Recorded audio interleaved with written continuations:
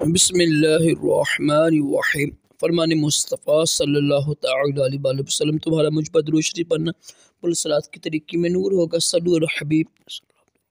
आजिज़ी करना अज़ीम सुन्नत मुबारक अशद अतारी न्यू रूहानी इलाज लेकर पेश खिदमत है।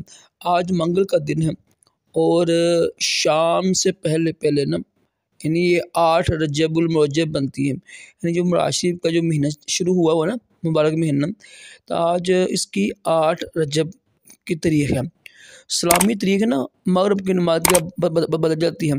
ये वजीफ़ा लेकर आया हूँ, ये 8 और 9 रजब का है।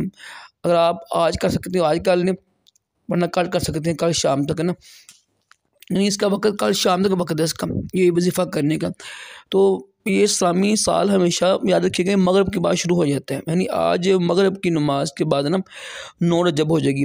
कोशिश करें आज ही कर लें अमल, ये असर की नमाज़ पढ़ कर ना, असर की नमाज़ पढ़ कर दुरूद शरीफ पढ़ें आप 313 मरतबा, और फिर अस्तग़फ़ार पढ़ना है आपने, कोई सा भी अस्तग़फ़ार पढ़ सकते हैं। ये तो अस्तग़फ़िरुल्लाह ये भी इस्तग़फ़ार ही होता है।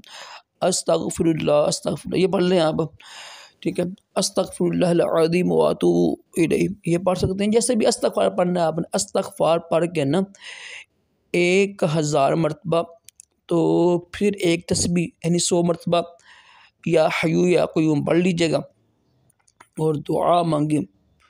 इस दौरान किसी से बात नहीं करनी है आपने, खामोशी से पढ़ना है। दुआ मांगे, इंशाअल्लाह आप देखेंगे कि रिज़्क़ की ऐसी बारिश होगी कि आपकी सोच होगी। यकीन का अमल हो ना, बस यकीन का अमल के साथ ये अमल कीजिएगा। असर की नमाज के बाद पढ़ सकते हैं, या अगर कल पढ़ना ना आपने, कल बुध है, कल पढ़ सकते हैं आप। असर की नमाज के बाद पढ़ लें, ज़ोहर की नमाज पढ़ सकते हैं, कोई पाबंदी नहीं है।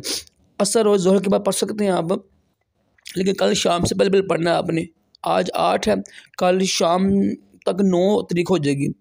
तो ये अमल कीजिएगा, इंशाअल्लाह इसकी बरकत से देखेंगे बरकत होगी रिज़्क़ में। सल्लु अला हबीब।